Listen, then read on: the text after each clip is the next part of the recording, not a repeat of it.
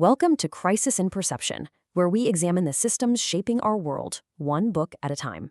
So today, we're diving into Ta-Nehisi Coates' memoir, The Beautiful Struggle, but maybe not in the way you'd expect. We're not really here for a book report. Instead, we're going to use it as a case study, a lens to see how these huge, invisible systems actually shape who we are. It's a systems-level compression, really. So let's just jump right into the world he describes. Okay, so to get a handle on the systems we're talking about, you first have to feel the environment. We're dropping right into 1980s West Baltimore. And let me tell you, this was a world with its own very serious, very unforgiving set of rules. I mean, listen to how Coates describes running into a local crew. He doesn't just say he saw some other kids. No, he talks about them like they're a force of nature, like a storm. They were the living, breathing result of a world that ran on its own really brutal logic. And that's the thing. This logic, it created an environment that looked like chaos from the outside. But it wasn't random at all. It was, segmented. Your neighborhood, your specific block, that was everything. It told you who your people were and who your enemies were. And crossing one of those invisible lines, well, that had very real, very physical consequences. So all of this just begs the question, right? What kind of system actually creates these rules?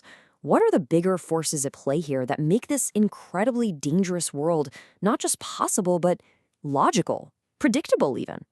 Well, to get our heads around it, we're going to use one central metaphor for this whole environment. Think of it as a pressure chamber. Yeah, a pressure chamber. Just picture it, right? You have all these external forces squeezing down on this one environment. And what happens? Well, it radically intensifies all the incentives for the people trapped inside, pushing them towards a really, really narrow set of behaviors just to survive. So what were these external forces exactly? We're talking about things like systemic policy neglect, the absolute explosion of the crack economy, aggressive policing patterns, and just the total collapse of the old social order. These were the things tightening the screws on that chamber. Okay, so with that in mind, let's actually map out the logic of this first pressure chamber. The system we're talking about, it's simply known as the street. And inside this pressure cooker of a system, everything gets boiled down to two basic incentives. Number one, just plain bodily survival. And number two, gaining status, or what they called rep. And, that rep wasn't about ego. It was a tool. It was armor. So what happens when survival and rep are the only things that matter? What's the logical outcome? You get a world filled with fiercely territorial crews locked in constant conflict, or beef. And again, this isn't chaos. It's the system working exactly the way it was designed to. This quote from Coates just hits it home perfectly. He says, a rep was preventative medicine. Wow. I mean, reputation wasn't a nice to have, it was a necessity. In a system like this, the threat of violence becomes a totally rational way to just get through your day. But here's the fascinating part. The street wasn't the only system at play. Right alongside it, there was this counter-pressure chamber. And this one was designed to build a totally different kind of person. And this was the life's work of Coates' father, Paul. He was a former Black Panther, and he basically built his own pressure chamber. It took all those same external forces, all that pressure, but it funneled it all toward a completely different goal. His weapon of choice wasn't on the street. It was a printing press in his basement. And his mission? He called it a mass resurrection.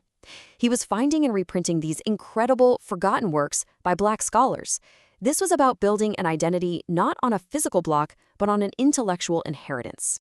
Okay, so let's do the same thing we did before. Let's map this counter system, the home, using that exact same framework.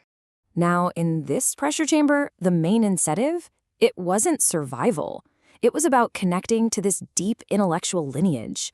The whole goal was to achieve what they called consciousness, which is this really profound critical awareness of history, of politics, and of where you fit into that massive story. And what's the natural outcome of that incentive? A relentless drive to educate yourself, to reclaim your culture. This was all about building an identity that was rooted in the power of knowledge, not in fear. So you have these two big systems, the street and the home. But beyond those, Coates' world was also full of these informal systems, what you could call institutions of memory, that were passing down culture and identity in their own way. Take hip-hop, for instance. For young Coates, he said it was like a charter ship back to the knowledge. It was this modern language that plugged him into a much bigger history. And then later, djembe drumming became what he called a mother tongue, this physical, gut-level connection to an ancestral past. I mean, both of these were incredibly powerful informal systems for forging an identity. Which, of course, brings us to a really critical question. If that street system is so clearly destructive, why on earth does it stick around? Why does it keep reproducing itself, generation after generation? Let me put it another way. Everybody can see the damage it does, so why is the pattern so incredibly hard to break? Well, the answer, we think, is what this whole show is about. It reveals a crisis in perception. The pattern continues because we are consistently looking at the wrong part of the problem. Think about it. When we only focus on individual behavior, the thugs on the corner, we are completely missing the bigger picture. We're looking at the outcome of the system, not the system itself. Coates puts it beautifully. He says it feels like invisible hands at work, pulling strings. So the crisis in perception, it's when we stare at the puppets, but we never, ever look up to see the strings. Okay, so this is where we can pull all these different threads together. Here's the big takeaway. If there's one thing to remember, all these pressure chambers we've talked about, the street, the family, the culture, even the state, they are not separate things. They're nested systems. They all operate on top of and inside each other, constantly pushing and pulling and shaping the world for every single person caught in the middle.